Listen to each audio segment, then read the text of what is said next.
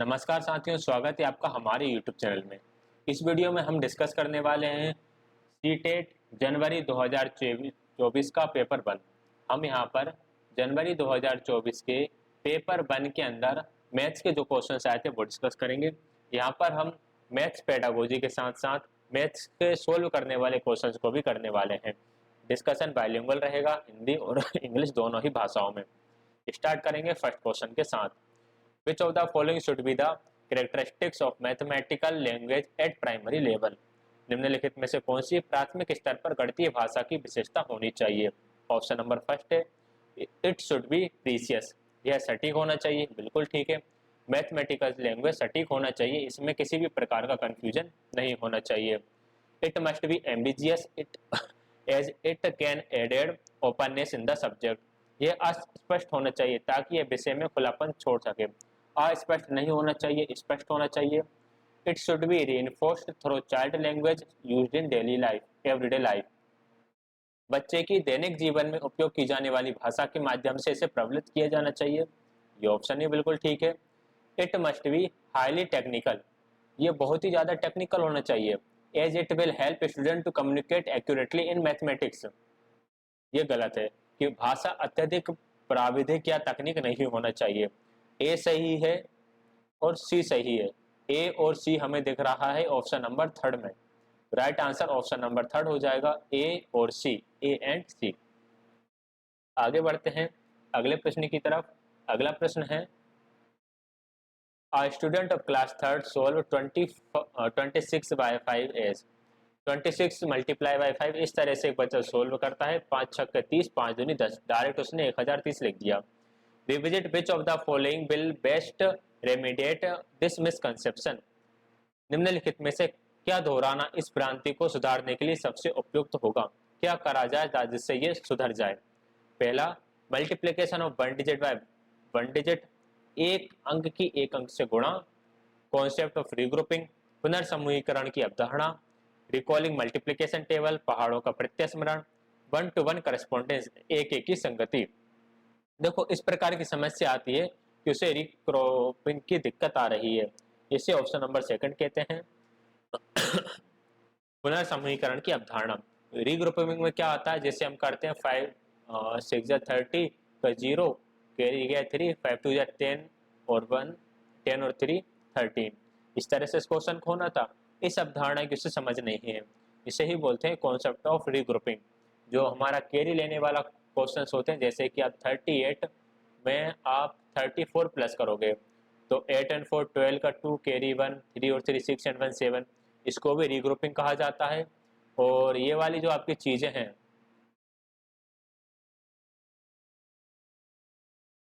ये कि यहाँ पर 1 है, 1 में से 7 माइनस नहीं होगा क्योंकि ये स्मॉल है, इसलिए हम यहाँ से बोरो कर लेंगे। तो बोरो नहीं करता, इसे भी हम रीग्रुपिंग करना कहेंगे। तो 11 हो जाएगा, 11 में से 7 गया 4, ये सारे रीग्रुपिंग के अंतर्गत आते हैं। अगला है question number 33। A number become, थोड़ा सा इसको बड़ा कर लेते हैं क्योंकि यहाँ पर जगह अपने पास पर्याप्त है, आपको और क्लियर दिखेगा। ज़्यादा बड़ा हो गया शायद, थोड़ा छोटा, अब क्लियर दिख रहा होगा। A number becomes double if it is increased by 8, what is the number? एक संख्या में 8 जोड़ दिया जाए तो वह दुगनी हो जाती है, वह संख्या क्या है? इनमें से कौन सी संख्या है जिसमें 8 जोड़ने पर दुगनी हो जाएगी? 6 और 8 14, दुगना नहीं हो रहा। 8 और 8 16, 8 का दुगना 16 हो गया। 12 और 8 24, दुगना नहीं हो रहा। सॉरी, 12 और 8 20, दुगना नहीं हो रहा। 16 और 8 24, ये भी दुगना नहीं हो रहा। दोगुना सिर्फ 8 हो रहा है, तो option number second correct answer हो जाएगा। नेक्स्ट क्वेश्चन है 1 millimetre is the same as, 1 millimetre किसके बराबर होता है? 1 मिलीमीटर 0.1 सेंटीमीटर के बराबर होता है, क्योंकि हमें पता है 1 सेंटीमीटर में 10 मिलीमीटर होते हैं, तो 1 मिलीमीटर में 0.1 सेंटीमीटर होगा। नेक्स्ट क्वेश्चन है uh is always a regular polygon, इनमें से कौन सा हमेशा रेगुलर पॉलीगॉन रहेगा? रेगुलर पॉलीगॉन ऐसा पॉलीगॉन होता है जिसकी भुजाएं बराबर होना चाहिए, यानी जिसकी सारी साइड बराबर हो, और इसके सारे एंगल्स बराबर होना चाहिए, यानी सारे कोण बराबर हो। तो स्क्वायर एक ऐसा पॉलीगॉन है जिसके एंगल्स एंड साइड्स हमेशा इक्वल होते हैं। Option number second correct answer हो जाएगा। The sum of all angles of a triangle, एक त्रिभुज के सभी कोणों का योग कितना होता है? 180 डिग्री होता है। Which of the following is are related to early number concept formation? निम्नलिखित में कौन सा आरंभिक संख्या अवधारणा बनने से संबंधित है? 1-to-1 करेस्पॉन्डेंस, एक की संगति, ये भी ये अर्ली नंबर कॉन्सेप्ट का एक फॉर्मेशन का से संबंधित है। हायरार्किकल इंक्लूजन, पदानुक्रमिक समावेशन, ये भी जुड़ा हुआ है। Basic operation early number system बनने से संबंधित नहीं है। तो ए और बी दोनों सही है। राइट आंसर ऑप्शन नंबर 3 हो जाएगा। अगर इसमें ऑल ऑफ द एबव दिया होता तो हम इसके बारे में सोचते, लेकिन दो ही ऑप्शन दिए हैं तो ये दोनों जरूर मतलब सही है, एग्जैक्टली सही है। 1-to-1 करेस्पॉन्डेंस में क्या होता है, जैसे कि यहाँ पर 2 गोले बना दिए और यहाँ पर 3 गोले बना दिए और मान लो यहाँ पर 4 स्टार बना दिए, ठीक है, और यहाँ पर लिख दिया 4 2 3, तो वो इनको मैच कर पाएगा, 3 को 3 से, 2 को 2 से एंड 4 से 4 से।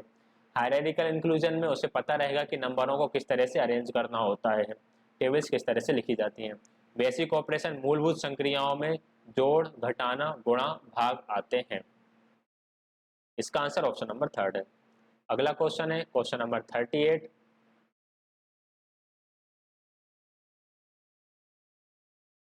क्वेश्चन नंबर 38 है, which of the following statement is are most appropriate for the idea of cognitive conflict in teaching mathematics? गणित शिक्षण में संज्ञानात्मक संघर्ष के विचार के लिए निम्नलिखित में से कौन सा या कौन से कथन उपयुक्त हैं? 3 स्टेटमेंट ऊपर दे रखे हैं, 3 स्टेटमेंट नीचे दिए हैं। Thoughtful efforts of a teacher to expose children to cognitive conflict can enhance their mathematical understanding। बिल्कुल ठीक है। संज्ञानात्मक संघर्ष के प्रति बच्चों को सुगम बनाने के लिए शिक्षक के विचारपूर्ण प्रयासों से उनकी गणितीय समझ को बढ़ावा मिल सकता है।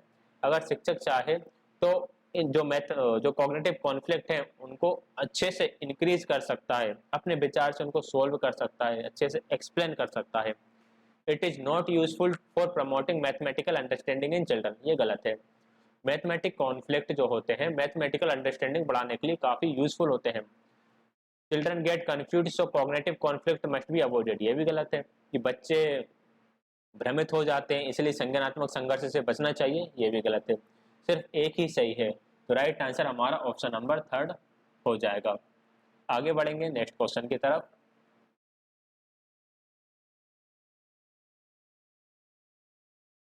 Question number 39, which aspects of evaluation is used when a teacher ensure that test made by her fulfill and objectives and criteria of the test? जब शिक्षिका ये सुनिश्चित करती है कि उसके द्वारा बनाया गया टेस्ट उस टेस्ट के उद्देश्यों और कसौटी को पूरा करता है, तब मूल्यांकन के किस पक्ष का उपयोग किया गया है? यदि कोई टेस्ट जो ऑब्जेक्टिव से उनको फुलफिल करे तो उसे बोलते हैं कि वह टेस्ट वैलिड है, यानी वो उसकी वैलिडिटी क्राइटेरिया को कंप्लीट कर रहा है। ऑप्शन नंबर 1 करेक्ट आंसर हो जाएगा। अगला है question number 40, what should be subtract from the sum of 1909, 1999, 9009 to obtain 25445? 25,554 प्राप्त करने के लिए 9,909, 9,099 और 9,009 के योग में से क्या घटाना चाहिए? तो इसके लिए पहले तो हम इन तीनों का योग कर लेंगे।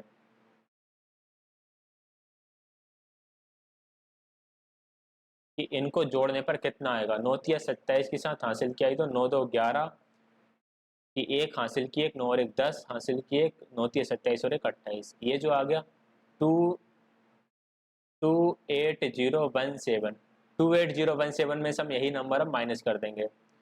25454, 7 में से 4 गए 3, 11 में से 5 गए 6, 9 में से 4 गया 5 और 7 में से 5 गए 2, 2563 ऑप्शन नंबर 4 में है, तो ऑप्शन नंबर 4 हमारा करेक्ट आंसर हो जाएगा।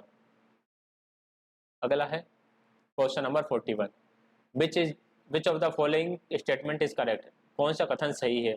1 is a prime, 1 is a composite, 1 is both prime as a composite and a composite, 1 is neither a prime nor a composite। याद रखिएगा, अच्छा क्वेश्चन है ना, एक ना तो अभाज्य है और ना ही भाज्य है। इसको लेकर काफी स्कूल के बच्चे भी कंफ्यूज हो जाते हैं क्योंकि वो जो प्राइम एंड कंपोजिट को ऑड एंड इवन से समझने लगते हैं।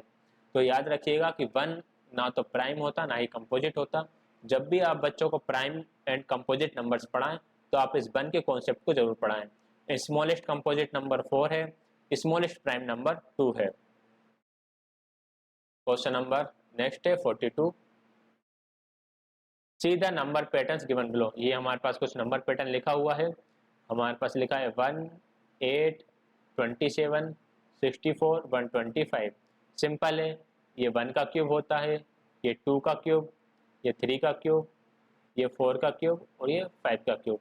5 का घन 125, तो 6 का घन कितना हो जाएगा? 6 का घन 216 और 7 का घन 343। ऑप्शन नंबर 4 इसमें करेक्ट आंसर हो जाएगा। Question number 43।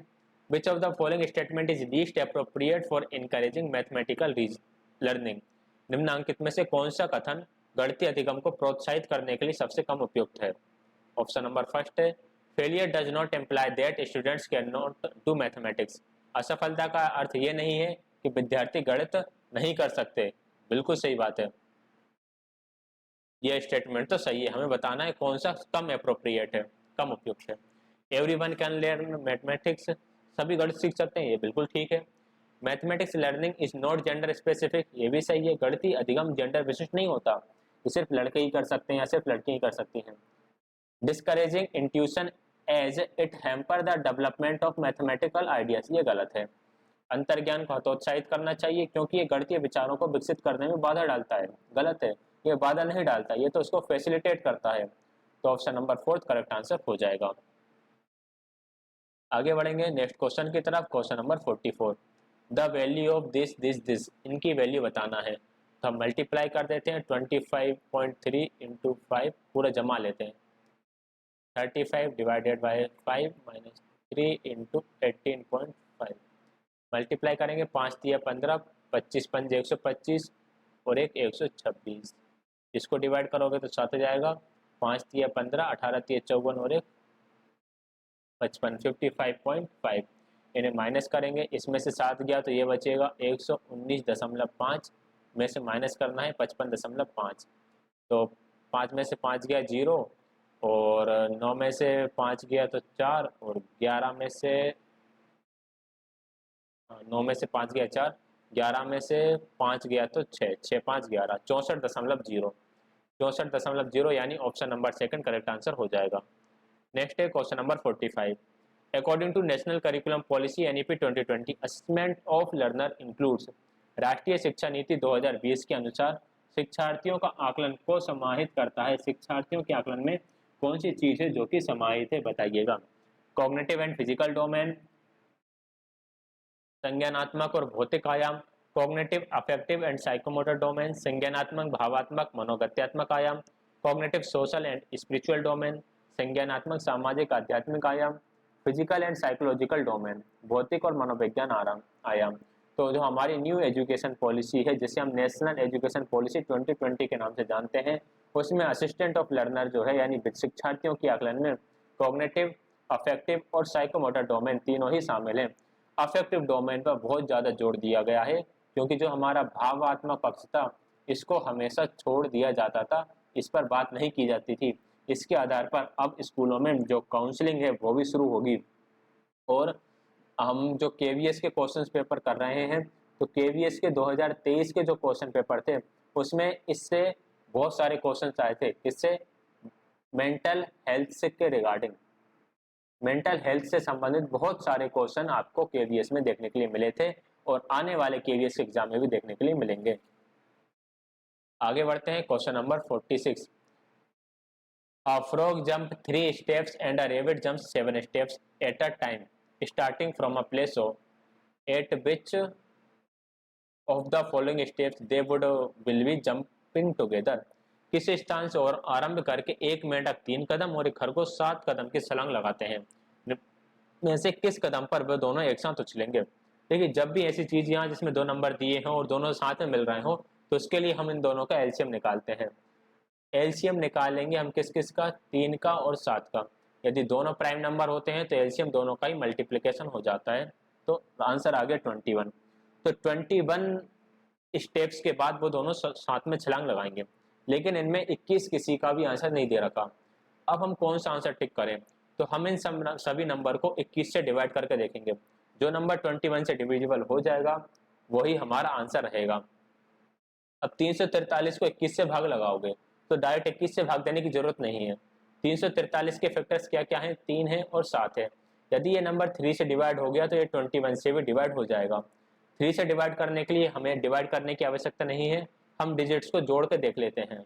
इनको जोड़ने पे कितना आ रहा है, 4 3 7, 7 3 10। 10 3 से डिवाइड नहीं होता तो ये 3 से डिवाइड नहीं होगा नंबर भी, और ये नंबर अगर 3 से डिवाइड नहीं हो रहा तो ये 21 से भी डिवाइड नहीं होगा। इसको देख लेते हैं। इसमें 7 3 10, 10 और 1 11। 11 3 से डिवाइड नहीं होता तो 11 से, सॉरी 11 3 से डिवाइड नहीं होता तो 3 से 371 भी डिवाइड नहीं होगा, तो ये 21 से भी डिवाइड नहीं होगा। इसको डिवाइड करके देख लेते हैं। 7 3 10 और 8 18, 18 आपका 3 से डिवाइड हो जाता है, तो चांस है कि ये 21 से भी डिवाइड हो जाए। अब हम इसको डिवाइड करके देख लेते हैं कि अगर हम इसको डिवाइड करते हैं 21 से तो क्या आंसर आता है। 7 3 से डिवाइड कर दो, 3 7 जा 21, 3 1 जा 3, 3 2 जा 6, 3 6 जा 18। 7 से डिवाइड करेंगे, 7 1 जा 7, कितने बचेंगे 5, 7 8 जा 56। तो हमारा कंप्लीट डिविजिबल हो गया है, ये 18 हमारा आंसर आ गया है। तो राइट आंसर ऑप्शन नंबर 30 रहेगा 378। यदि ऐसा डिवाइड करने में किसी को दिक्कत आए तो वो 21 का भाग 378 में लगाएगा तो 18 आंसर आ जाएगा, यानी भाग चला गया। यदि कोई शेषफल बचता तो हमारा उत्तर नहीं होता, यहाँ पे शेषफल नहीं बचा तो हमारा ये उत्तर रहेगा। राइट आंसर ऑप्शन नंबर 3 रहेगा 378। नेक्स्ट क्वेश्चन है, number of degrees in 2:2/3 right angles is. दो पूरे हैं और एक है 2/3, तो दो पूरे राइट एंगल मिला के कितना बनाएंगे, 90, सॉरी 90 इंटू 2 180 बनाएंगे। और अब 90 का ही गुणा कर देते हैं 2/3 से, तो 9 दूनी 18, 180/3 कितना हो जाएगा 60। अब यहाँ पर हम 180 और 60 को जोड़ देंगे, क्योंकि 2 मतलब 180 और 2/3 मतलब 60। 180 को और 60 को जोड़ दोगे तो हमारा आंसर आ जाएगा 240। ऑप्शन नंबर 3 करेक्ट आंसर हो जाएगा। आगे बढ़ते हैं नेक्स्ट क्वेश्चन की तरफ। Question number 49, which one of the following cost least. अब हमें बताना है कि किसकी लागत सबसे कम है। देखो, लागत सबसे कम पता करने के लिए हमें इन सब का गुणा करना पड़ेगा, लेकिन हम इन सब का गुणा नहीं करेंगे, हम गुणा का निशान लगा कर देख लेंगे। फर्स्ट ऑप्शन में 75 पैकेट्स ऑफ 750, तो 750 रुपए पैकेट वाले 75 पैकेट, इन दोनों का गुणा करोगे। ऑप्शन नंबर सेकंड में हम किसका गुणा करेंगे, 750 पैकेट है 7 रुपए 50 पैसे वाले। ऑप्शन नंबर थर्ड में हम गुणा करेंगे 750 रुपए वाले 7.5 दर्जन है, तो दर्जन में कंप्लीट करने के लिए 12 से गुणा करना पड़ेगा। सेकंड में 75 दर्जन है, तो इसमें भी 12 से गुणा करना पड़ेगा और फिर 7.50। अब आप ही बताओ कि यदि आप इन सब का मल्टीप्लाई करोगे तो किसका आंसर बड़ा आएगा। देखो, इसमें 750 का गुणा हम 7.50 से कर रहे हैं, तो ये हमें सबसे छोटा दिख रहा है। इसमें पहले इसका जब 12 से गुणा करोगे तो उत्तर एक आएगा, फिर उसका 7.50 से करोगे, इसमें इन दोनों का गुणा करोगे, फिर 750 से करोगे, तो ये भी बड़ा आने वाला है, ये भी बड़ा आने वाला है। सबसे छोटा आंसर यही वाला आएगा, तो ऑप्शन नंबर सेकंड यहाँ पर हमारा करेक्ट आंसर हो जाएगा। आगे बढ़ते हैं नेक्स्ट क्वेश्चन की तरफ। नेक्स्ट क्वेश्चन है, चलो ऑप्शन नंबर 4 देखना थोड़ा सा। हाँ, आ गया पूरा। National education policy NEP 2020 talks about knowledge of India, which of the following are not included in it. राष्ट्रीय शिक्षा नीति 2020 भारत का ज्ञान के बारे में बात करती है, निम्नलिखित में से क्या इसमें शामिल नहीं है। फर्स्ट है knowledge from ancient India and its contributions to modern India, आधुनिक भारत के प्रति प्राचीन भारत का ज्ञान और उसका योगदान, ये तो इसमें शामिल रहेगा। Tribal knowledge, indigenous and traditional way of learning as a part of various subjects like mathematics, astronomy, medicine and agriculture. विभिन्न विषयों जैसे गणित, खगोल विज्ञान, चिकित्सा, कृषि इत्यादि के हिस्से में आदिवासी ज्ञान, अधिगम के स्वदेशी और पारंपरिक तरीके, ये भी इसके अंदर शामिल हो जाएगा। Field visit to different states as part of cultural exchange programme, सांस्कृतिक आदान प्रदान कार्यक्रमों के हिस्से के रूप में विभिन्न राज्यों का दौरा, ये भी इसमें शामिल हो जाएगा। Formal examination to assess knowledge gained by the teacher, विद्यार्थियों के ज्ञान में वृद्धि के आकलन के लिए औपचारिक परीक्षाएं। औपचारिक परीक्षाओं के माध्यम से ही आप बच्चे के ज्ञान को नहीं आंक सकते। तो ऑप्शन नंबर 4 हमारा करेक्ट आंसर हो जाएगा।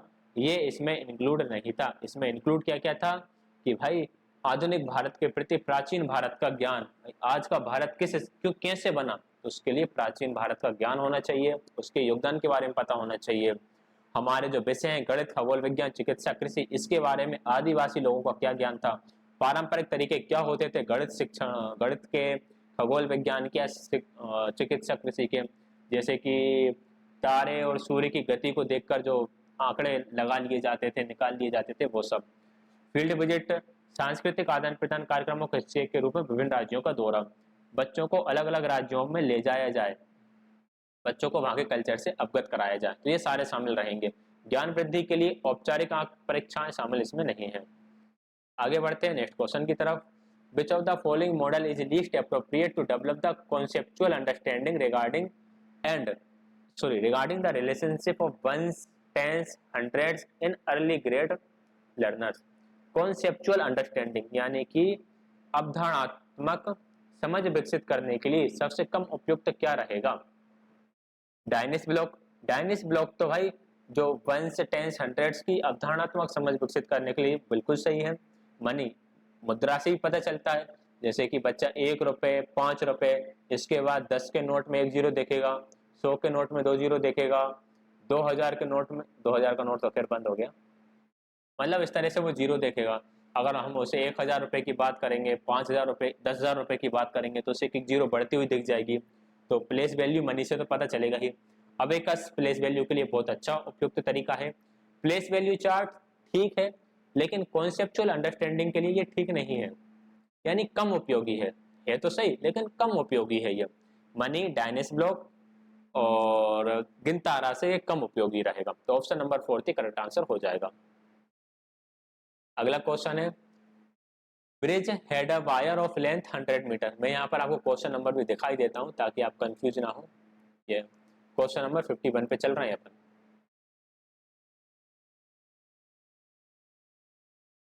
Bridge had a wire of length 100 meters to cover the land of his choice. He wanted to take the biggest land. Which of the following measures should he choose to take the biggest area? Braj के पास अपनी जमीन को घेरने के लिए 100 metre का तार था। अब वह सबसे बड़ा जमीन का टुकड़ा लेना चाहता था, तो इसमें से किस माप का टुकड़ा लेना चाहिए ताकि उसकी जमीन का क्षेत्रफल अधिकतम हो? तो हम इन सबका क्षेत्रफल निकाल लेंगे, जिसका क्षेत्रफल सबसे ज्यादा आएगा वही टुकड़ा उसे लेना चाहिए। क्षेत्रफल निकालने के लिए सीधा गुणा करते जाओ, 15 का 35 में गुणा कर दो, 15 5 75 की 5, हासिल किया 7, 15 कम 15, 15 दूनी 30, 15 तिया 45, 45 में इसको जोड़ोगे तो कितना जाएगा? 525। ठीक है, इन दोनों का गुणा करोगे तो 600 आएगा, 25 का 25 से गुणा करोगे तो 625 आ जाएगा, और इसका तो बहुत कम ही आने वाला है, 25 225 आने वाला है। तो सबसे ज्यादा एरिया ऑप्शन नंबर 3 का आ रहा है। तो इसे 25/25 में तार को बांधना चाहिए, जिससे ज्यादा से ज्यादा जमीन का क्षेत्रफल कवर होगा। क्वेश्चन नंबर 52 है, ये क्वेश्चन नंबर 52 है आपका। ठीक है, यहाँ लिख देता हूँ, क्वेश्चन नंबर 52 है। Which of the following is not true about multiplicity of approach in teaching mathematics. गणित के शिक्षण में विभिन्न प्रकार के तरीकों के लिए निम्नलिखित में से कौन सा सत्य नहीं है? Very often there are many ways to solving a problem. बिल्कुल सत्य कथन है, ऐसा बहुत बार होता है। समस्या का समाधान करने के कई तरीके होते हैं, बिल्कुल होते हैं। गणित में एक ही क्वेश्चन को हल करने के एक से ज्यादा तरीके बिल्कुल हो सकते हैं। आगे बढ़ते हैं। It hampers the learning of child as it leads to confusion. बच्चे के अधिगम में बाधा डालता है क्योंकि ये भ्रम की अगुवाई करता है। गलत है, यह भ्रम नहीं बनाता, ये नए नए तरीके सोचने के लिए बच्चों को तैयार करता है।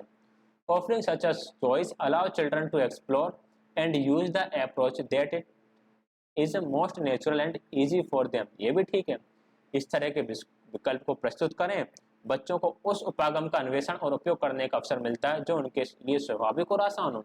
ये बहुत सारे ऑप्शन उन्हें मिल गए भाई क्वेश्चन को सोल्व करने के। अब वे चूज कर सकते हैं कि उन्हें किस ऑप्शन को की तरफ जाना है या किस तरह से उस क्वेश्चन को सोल्व करना है।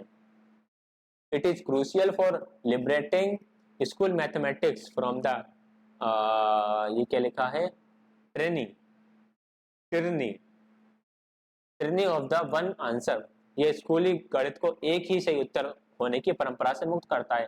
ट्रेनी मतलब होता है एक तरह का कैद या बंद करना, गुलाम बना के रखना, उस तरह से ये सब वर्ड जोड़ा हुआ है। तो भाई एक ही तरह की गुलामी से, भाई परंपरा से मुक्त करने के लिए बहुत ही महत्वपूर्ण है कि आप एक ही विधि से सवाल नहीं कर रहे, कई विधियों से कर रहे हो। तो नॉट ट्रू कौन सा रहेगा, गलत ऑप्शन कौन सा है मल्टीप्लिसिटी अप्रोच में, ऑप्शन नंबर सेकंड कि बच्चे के अधिगम में ये बाधा नहीं डालेगा। ये तो भाई बच्चे के अधिगम को फैसिलिटेट करेगा, बच्चे के अधिगम को आगे बढ़ाने में सहायक करेगा। आगे बढ़ेंगे नेक्स्ट क्वेश्चन की तरफ। ये है आपका question number 53। Which of the following statement is most appropriate. निम्नलिखित में से कौन सा कथन सबसे अधिक उपयुक्त है। Mathematics lab is essential as it provides opportunities for hands on activities for student. बिल्कुल ठीक है, गणित की लैब जरूरी है क्योंकि ये क्रियाशील गतिविधियों का अवसर प्रदान करती है। Charts are used in mathematics class as an effective teaching learning material. Charts गणित की कक्षा में प्रभावी शिक्षण सामग्री है, ये भी बिल्कुल ठीक है। Use of teaching learning material in a mathematics class consume students time for practice, ये गलत है यार। शिक्षण अधिगम सारणी का उपयोग गणित की कक्षा में विद्यार्थियों के अभ्यास के समय व्यय कर देती है। Student do not enjoy riddles in mathematics class, गलत है। पहेलियों में तो बच्चों को काफी आनंद आता है। अब दो सही है लेकिन मोस्ट अप्रोप्रिएट बताना है। मोस्ट अप्रोप्रिएट कौन सा होगा, गणितीय लैब जरूरी है क्योंकि ये क्रियाशील गतिविधियों को अवसर प्रदान करती है, या चार्ट्स गणित की कक्षा में एक प्रभावी शिक्षण अधिगम सामग्री है। ऑप्शन नंबर फर्स्ट इसका ज्यादा सही लग रहा है कि गणित में लैब जरूरी है क्योंकि ये क्रियाशील गतिविधियों का अवसर प्रदान करती है। Option number first correct answer हो जाएगा। आगे बढ़ेंगे क्वेश्चन नंबर नेक्स्ट क्वेश्चन की तरफ।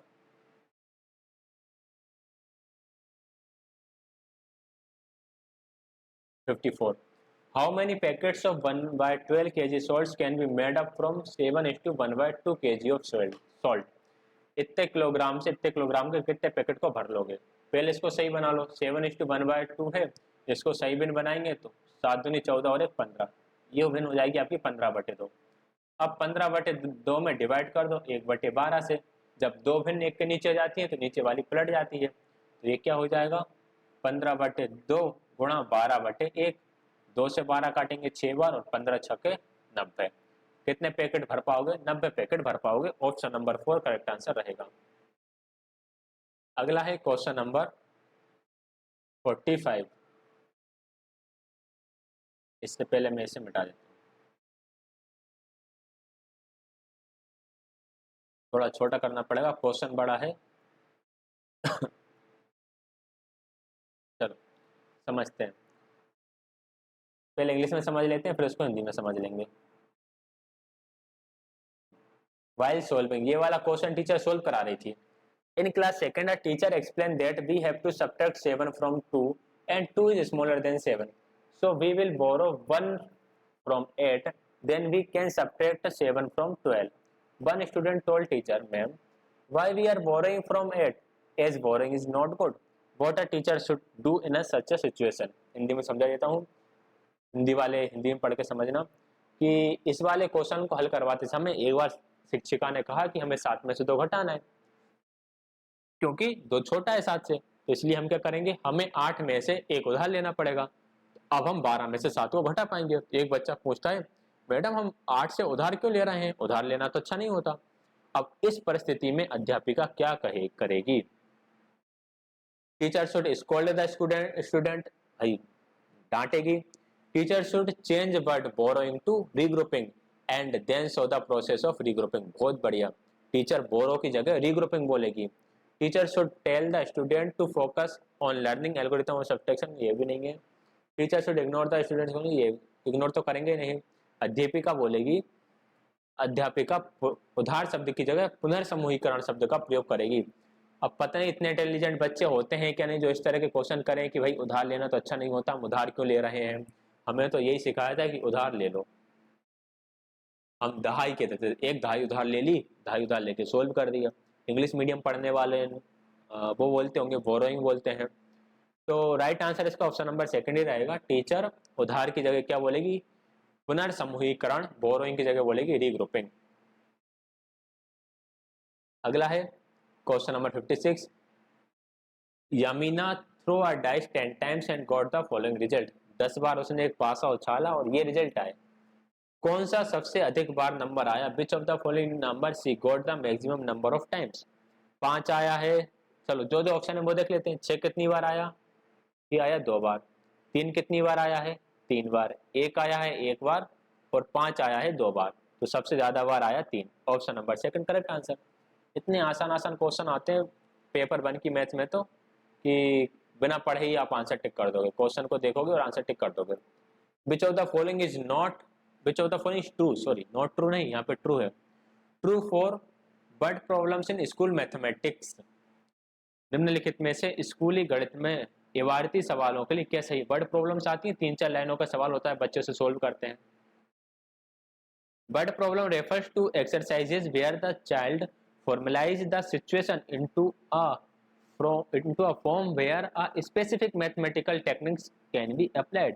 इबारती सवाल उन अभ्यासों को संदर्भित करते हैं जब बच्चा परिस्थिति को एक ऐसा औपचारिक रूप देता है जिसमें गणितीय तकनीक को लागू किया जा सके। बिल्कुल ठीक है भाई, ये क्वेश्चन लिखा है कि एक व्यक्ति एक दिन में इतना काम करता था, 4 दिन में इतना काम करता था, तो 5 दिन कितना काम कर लेगा। बच्चा इसको पढ़ेगा और सोचेगा कि यार कौन सी मैथमेटिकल टेक्निक इसमें यूज करेगा वो इसको सोल्व करने के लिए। तो राइट ऑप्शन नंबर फर्स्ट ही राइट आंसर होगा जहां तक है, और ऑप्शन भी देख लेते हैं। But problem are not example of mathematics modelling, गलत है, ये कह रहा है एग्जांपल ही नहीं है मैथमेटिक्स मॉडलिंग का। But problems are important in secondary class only, सिर्फ सेकेंडरी क्लास में इंपॉर्टेंट है, ये भी गलत है। But problem focus more on procedural knowledge in mathematics, procedures चलते हैं लेकिन बच्चे डायरेक्ट भी कर सकते हैं, ठीक है, कार्य विधिक ज्ञान पर ही केंद्रित होते हैं, ये ठीक नहीं है। ठीक क्या है कि ये उन अभ्यासों को संदर्भित करता है जिसमें बच्चा परिस्थितियों को एक औपचारिक रूप देता है और उसी रूप के अनुसार फिर भी अपनी समस्या का हल कर रहा होता है।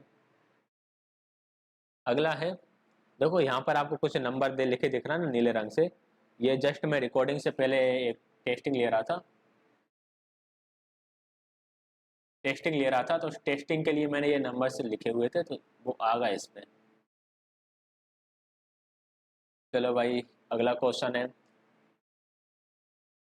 The parcel sending rates are given below. Parcel भेजने की दरें नीचे दी गई हैं। पार्सल वेइंग 15 ग्राम्स और less 15 rupees, parcel weighing for every additional 50 gram charge 7 rupees। Meena wants to send a parcel or her friend Charu in Delhi। The parcel weight is 350 gram। Look at the charge and select the correct cost of sending the parcel। भाई parcel का भार अगर 50 ग्राम हो तो 15 रुपए, और 50 ग्राम से जितना 50 ग्राम अलग अतिरिक्त रहेगा उसके लिए 7 रुपये एक्स्ट्रा देना पड़ेगा। अब मीना अपनी सहेली चारू को पार्सल भेजना जा रही है और उस पार्सल का वजन 350 ग्राम है। दरों को देखकर पार्सल भेजने की सही राशि का चुनाव करें। 350 में से जो 50 ग्राम है उनके तो लग गए 15 रुपये, अब कितना बचा? 300 ग्राम। 300 ग्राम में कितने 50 बनेंगे? 300 ग्राम में 6 50 ग्राम बनेंगे, क्योंकि 50 ग्राम के लिए एक्स्ट्रा एडिशनल चार्ज लगेगा ना, तो 300 ग्राम में 6 50 ग्राम बनेंगे, तो इनके लिए 7 रुपये के हिसाब से 42 रुपये और एक्स्ट्रा लग गए, तो 15 और 42 कितने हो गए? 57 रुपये। ऑप्शन नंबर 4 करेक्ट आंसर हो जाएगा, उसे 57 रुपये देना पड़ेगा। नेक्स्ट क्वेश्चन है, which of the following is most appropriate to introduce data handling at primary stage. प्राथमिक स्तर पर आंकड़ों का प्रबंधन परिचय के लिए कौन सा सबसे उपयुक्त है? Asking the students to read time tables of bus and train timing. विद्यार्थियों को बस और ट्रेन के समय सारणियों को पढ़ने के लिए कहना। हाँ ठीक है, कह सकते हैं, लेकिन छोटे बच्चे प्राइमरी स्टेज के बच्चे हैं, पहली से 5वीं क्लास तक के, पढ़े भी या नहीं भी पढ़े। Within classroom collecting statistics of students height, favourite food, colour, cartoon etcetera and asking questions related to data. ये बहुत सही है। बच्चों की लंबाई, उनका मनपसंद खाना, रंग, कार्टून इत्यादि पर आंकड़े इकट्ठा करना और आंकड़ों पर आधारित प्रश्न पूछना, ये तो बेस्ट है भाई। बच्चों से पूछ लो कि भाई एक कार्टून है, मान लो छोटा भीम कार्टून है, कितने बच्चों को पसंद है? 5 बच्चों ने हाथ उठा दिया कि हमें छोटा भीम पसंद है। कुछ बच्चों को मोटू पतलू पसंद होगा, कितने बच्चों को मोटू पतलू पसंद है? 6 बच्चों ने हाथ उठाया कि 6 बच्चों को मोटू पतलू पसंद है।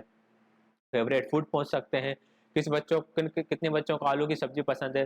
कितने बच्चों को गोभी की सब्जी पसंद है, कितने बच्चों को खाने में आलू का पराठा पसंद है, कितने बच्चों को गुलाब जामुन पसंद है, कितनों को लड्डू पसंद है, उस तरह से। Showing population census of a city for 5 years and asking students to compare population। भाई पॉपुलेशन सेंसस कहाँ, प्राइमरी के बच्चे कहाँ जनगणना। Drawing a bar graph on the blackboard and asking student to read data from it.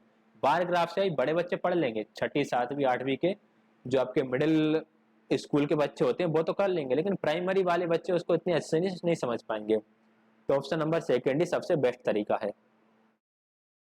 अगला question है और last question है क्लास का। According to national curriculum framework 2005 which of the following process are least relevant in a primary mathematics classroom. राष्ट्रीय पाठ्यचर्या रूपरेखा 2005 के अनुसार एक प्राथमिक कक्षा गणित कक्षा में निम्नलिखित में से कौन सी प्रक्रिया सबसे कम रूप से प्रासंगिक है। सबसे कम मेमोराइजिंग फॉर्मूलाज, बिल्कुल ठीक, सूत्रों को याद करना सबसे कम रिलेवेंट रहेगा। विजुअलाइजेशन तो बढ़िया है, पैटर्न्स का यूज करना ये भी बढ़िया है, मेकिंग कनेक्शन एंड रिप्रेजेंटेशंस ये भी बढ़िया है। तो ये तीनों तो बढ़िया हैं, तो ये तीनों हम टिक नहीं करेंगे क्योंकि हमसे पूछा था कि कौन सा लिस्ट इंपॉर्टेंट है। तो option number first correct answer रहेगा। सूत्रों को याद करना, मेमोराइजिंग फॉर्मूलाज, ये आपका लिस्ट इंपॉर्टेंट रहेगा। ये थी हमारी आज की क्लास। हमने 60 के 60 क्वेश्चन ही डिस्कस कर लिए हैं। किसी क्वेश्चन में डाउट रहे तो उसके लिए आप कमेंट कर सकते हैं। वीडियो पसंद आया तो वीडियो को लाइक शेयर, चैनल को सब्सक्राइब कर दीजिएगा। वीडियो यहाँ तक देखने के लिए आप सभी का बहुत बहुत धन्यवाद।